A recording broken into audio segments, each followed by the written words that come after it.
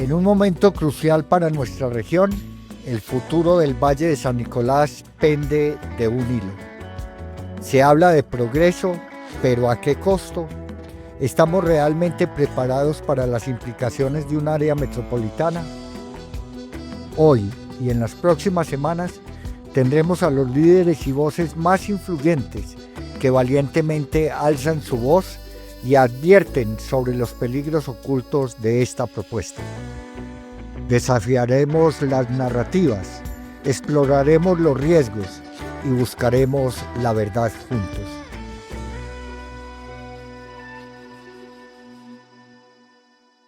Continuamos en esta maratón de voces ciudadanas, hoy con una persona histórica en el territorio, en el movimiento social, que ha trabajado muchísimo todo el tema de las provincias, que es otra forma asociativa, organizativa de los municipios, mucho más democrática, mucho más horizontal, mucho más teniendo a las personas y a las organizaciones sociales, a las comunidades como protagonistas.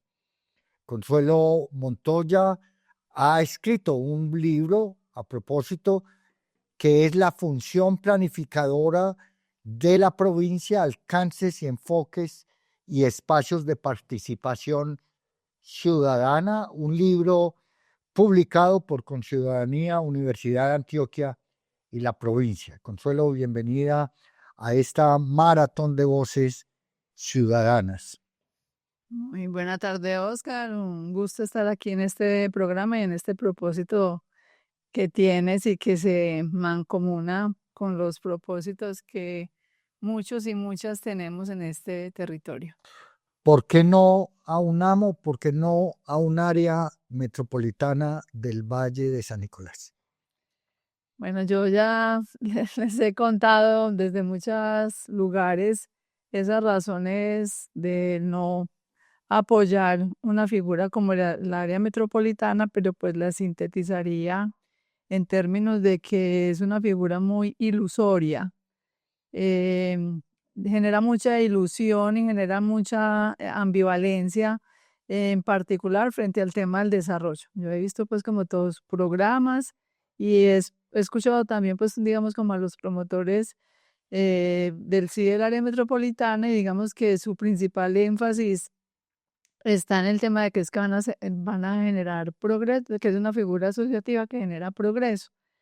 Y ese tema del progreso, pues digamos que desde muy antigua data estamos precisamente también, digamos, con diferencias frente al concepto como tal del desarrollo, frente a otros, por ejemplo, como los del buen vivir, creería que es el que más antagónico le es al progreso, en el sentido de que se busca o buscamos una figura que contribuya, digamos, a un crecimiento con calidad de vida, sobre todo con una idea del buen vivir y en el que a nivel territorial la ruralidad y lo urbano tengan una convivencia armónica. Es evidente que las áreas metropolitanas en el mundo se hicieron porque se concebía una ciudad, pues la construcción de una ciudad, ¿cierto? Y a partir de precisamente de las conurbaciones como hechos metropolitanos. Entonces, realmente estamos ante una figura que territorialmente incluso le contrarresta y que uno, pues no sé cómo sería esa macrocefalia que ya tienen Medellín y el área metropolitana del Valle de la Urrá, pues estaríamos aunando otra macrocefalia a esa que ya es bastante densa y bastante problemática. Nos están vendiendo el área metropolitana del Valle de San Nicolás, esta alaraca que quieren hacer y nos lo venden como desarrollo. ¿Es desarrollo o es crecimiento lo que están planteando, Consuelo? Sí, necesariamente el crecimiento poblacional es uno de ellos. Digamos, el mundo también hoy atraviesa unas circunstancias de movilidad muy altas. Nosotros también experimentamos esa situación, muy particularmente a partir de la pandemia en la que se descubrió pues como que eso que antes era oculto, misterioso, peligroso, que era la ruralidad, pues muchas de las ruralidades tenían ya una cantidad de servicios que las ponen, digamos, muy atractivas, además del paisaje y las condiciones ambientales, eh, para una cantidad de población que ya también se cansó de la expresión misma de la conurbación, son densidades muy altas, movilidades muy asfixiantes, condiciones ambientales que ya se nota pues que no son las más amigables. Entonces, esa movilidad facilita pues, y en este caso el crecimiento poblacional es uno de los factores que una ciudad, digamos, alberga. Y en ese sentido, pues no tener elementos para ponerle tate quieto a ese crecimiento desbordado es muy peligroso. Y el área metropolitana, pues a lo que hace relación, digamos que uno tiene que ser muy claro en qué espíritu mueve cada cosa. Las palabras tienen un poder. Y ese poder tiene además un espíritu, el espíritu del área metropolitana que es adecuado para las ciudades. Es decir, nosotros no estamos en contra de las áreas metropolitanas per se, porque ellas pues ocupan un lugar en las ciudades, pero en un lugar en el que la convivencia de la ruralidad y lo urbano todavía tiene una expresión alta. Por ejemplo, la ruralidad, pues nosotros lo que tenemos que decir es que esa figura no es la óptima para el modelo de territorio que queremos tener, y para el modelo también de ocupación que aspiramos tener, de tener un desarrollo mucho más sostenible, mucho más equilibrado, en el que se preserven las aguas, que se preserven los bosques, en el que la densidad no sea tan alta. Entonces ahí es donde está, digamos, como los elementos más sustancialmente diferentes. Nos han dicho que es un área metropolitana porque es la única forma organizativa supramunicipal que permitiría el desarrollo. No nos han dicho que hay otras alternativas, una de ellas que usted ha trabajado por décadas, que es el tema de la provincia. Sí, nosotros tenemos, digamos, incluso el país tiene una larga historia también de asociatividad. Desde la ley primera de 1975 es la que abre la puerta al tema de la asociatividad en el país, que es una ley que en todo caso todavía pervivía la Constitución de 1886. Y en todo caso, el país ha caminado y trasegado sobre ese tema de la Asociación de Municipios y ha experimentado muchas cosas. Dos cosas importantes que ha trasegado sobre la asociatividad municipal y sobre la asociatividad supramunicipal y departamental, que luego dio lugar, aunque el debate pues en Colombia, digamos que también lo finito que lo delimita es las concepciones acerca de lo que en otrora fuera el centralismo y el federalismo, y que nosotros quedamos con una constitución mixta en el que el tema de la descentralización es la que le dio pues como digamos el mayor énfasis a que no somos federalistas porque mantenemos una república unitaria, pero que la descentralización sí busca profundizar esos niveles de acercamiento de los servicios del Estado a la ciudadanía, y encuentra entonces en las figuras asociativas la forma de una especie de mezcla en esos conceptos, pero también una cosa muy importante pues que muchos autores lo han planteado, y es el tema de que Colombia es un país de regiones. Entonces tenemos en esa nueva constitución figuras como las regiones, como las provincias, y de ellas provincias administrativas, pero también entidades regionales administrativas, y con perspectiva de que lleguen a ser entidades territoriales. Es decir, supramunicipales de carácter territorial y supradepartamentales de carácter territorial.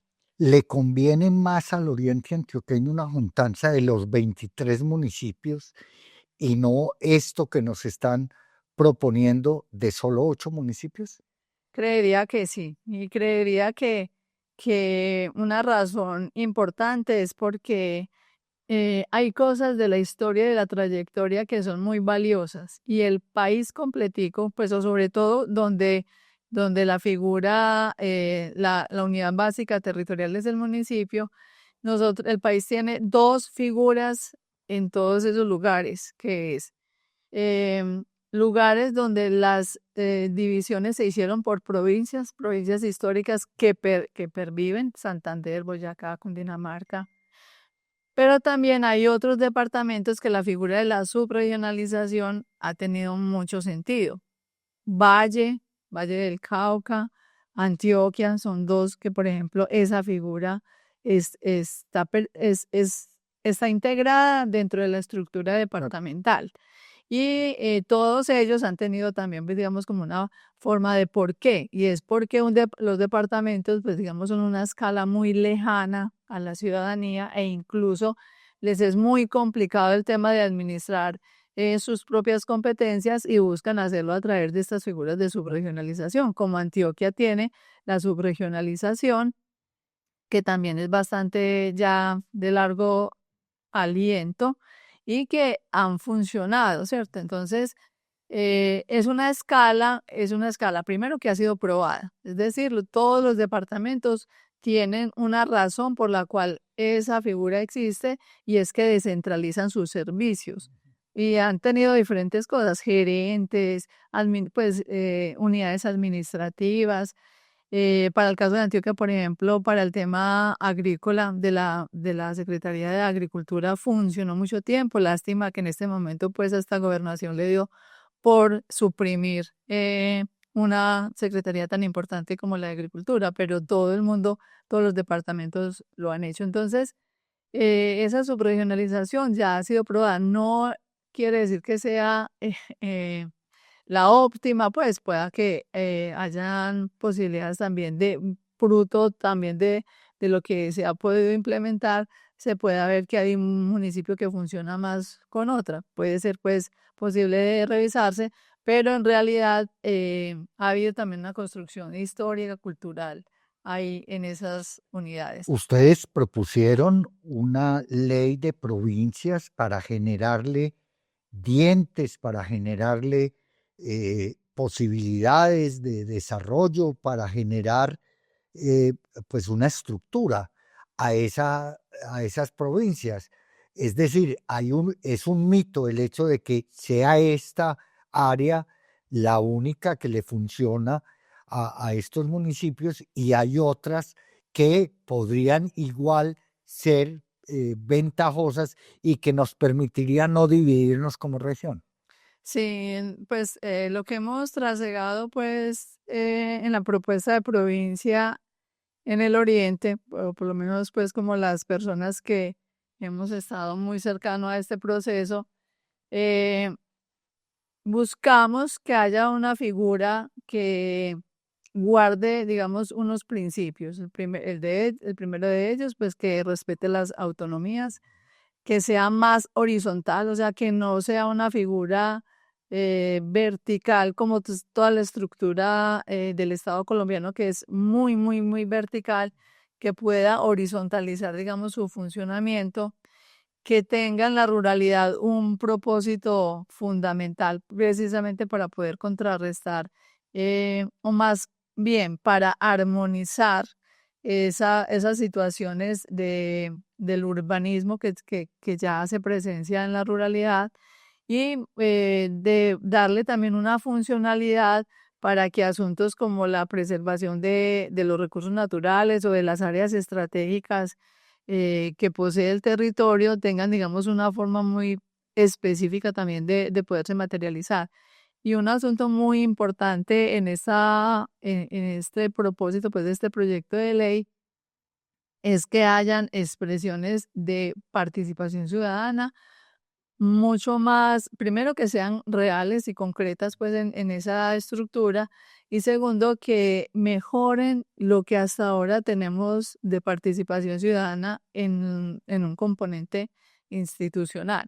Hasta ahora lo máximo que se ha logrado es que, por ejemplo, las corporaciones autónomas regionales, en este caso para nosotros Cornare, tenga la presencia de dos elegidos por el tema de los ambientalistas. Y esos dos representantes van directamente al consejo directivo y toman decisiones conjuntamente con los industriales y con el cuerpo institucional. Aquí estamos yendo un poco más allá Claro. y estamos pensando que haya una asamblea que se constituya de la sociedad civil, en el que haya la participación de las diferentes gremios y organizaciones, que esa asamblea sea permanente, o sea, no es como las que hacemos para Cornare, que se hace una vez, se eligen a los dos participantes y nunca más vuelve a funcionar esa asamblea, nunca más, o sea, no hay en donde esos elegidos le den cuenta a la asamblea y la asamblea a su vez tenga posicionamiento. Entonces buscamos que esta asamblea tenga tres funciones centrales o tres momentos para controlar tres cosas, para que esa asamblea establezca lineamientos y haga una retroalimentación y control frente al presupuesto de la provincia. Dos, frente al plan provincial.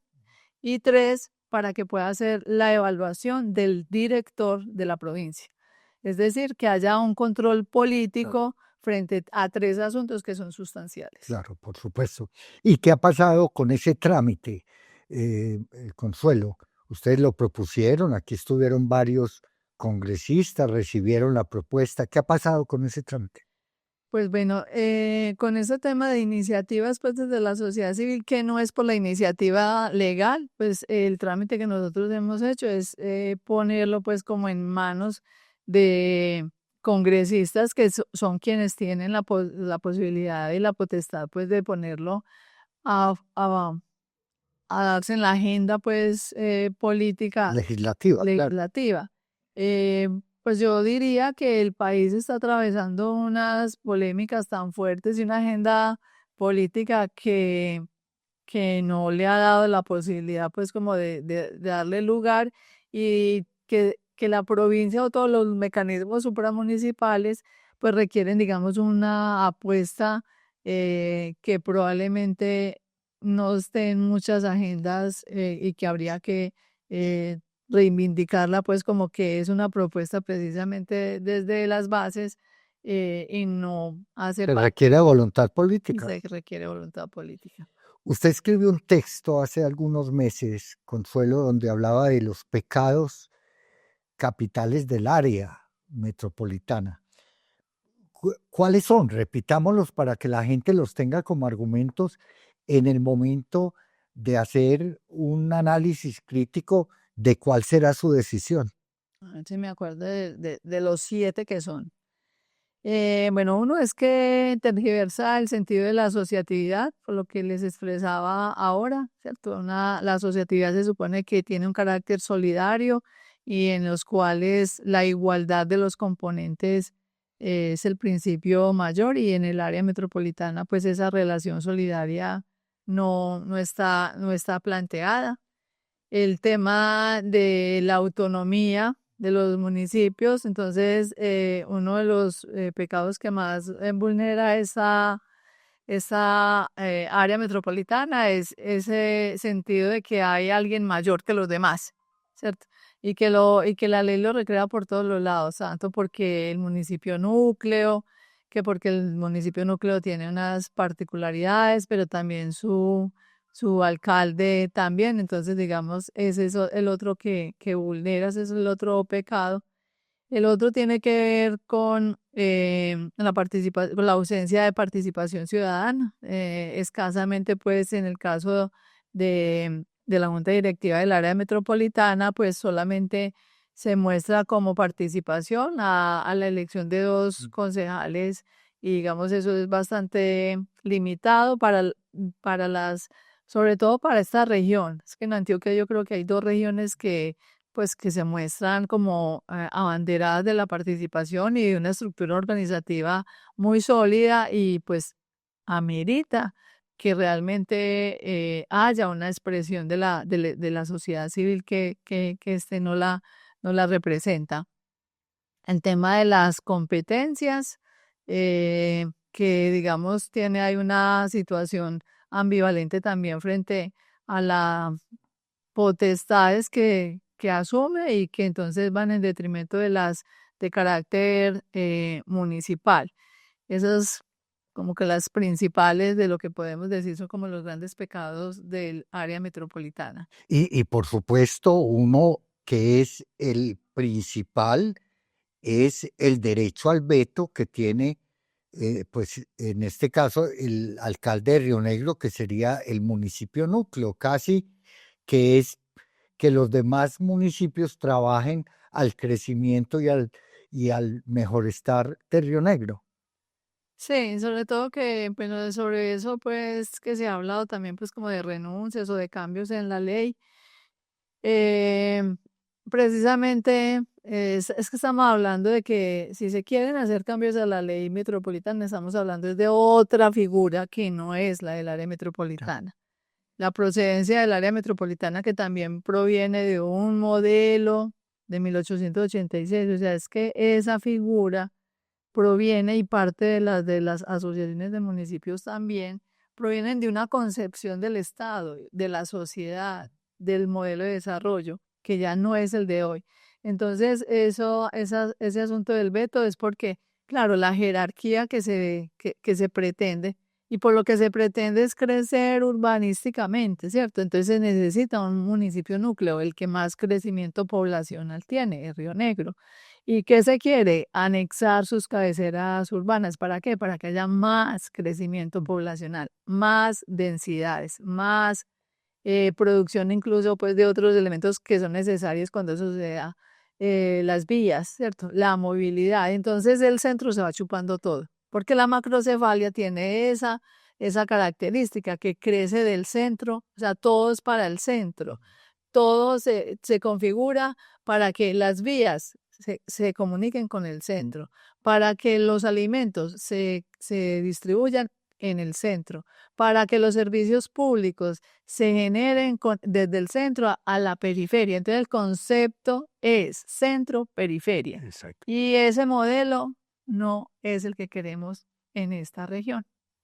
Consuelo, tengo unos pocos minutos para que desde tu historia, desde tu experiencia, desde este trabajo bien importante que tiene que ver con todo el tema de una alternativa cierta, seria, que hay, por supuesto, que generarle voluntad política para que se vuelva ley de la República, que es todo el tema de provincias, le diga a la gente por qué el 9 de noviembre debe votar no por el amo.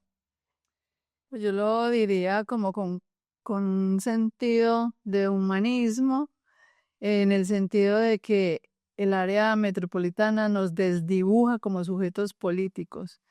El área metropolitana no permite que nosotros tomemos decisiones, no tiene un espacio para nuestra expresión ciudadana, no tiene un lugar para que las organizaciones tengan una voz y puedan, digamos, ser también partícipes del tan mencionado desarrollo, porque es que nosotros no queremos un desarrollo que sea impuesto o que se esté en la cabeza solamente de quienes están allí, sino también de toda la ciudadanía. Fundamentalmente por eso no hay que votar o hay que votar claramente por el no. En los municipios donde ya es inevitable esta decisión, no al área metropolitana. Y que se salga masivamente a votar, porque lo que se está decidiendo no se puede dejar en manos de unas pocas personas, 17,000 en esos 8 municipios, es el futuro de nuestros hijos, de nuestros nietos, es el futuro de todo el oriente antioqueño. Y por eso decimos no al amo.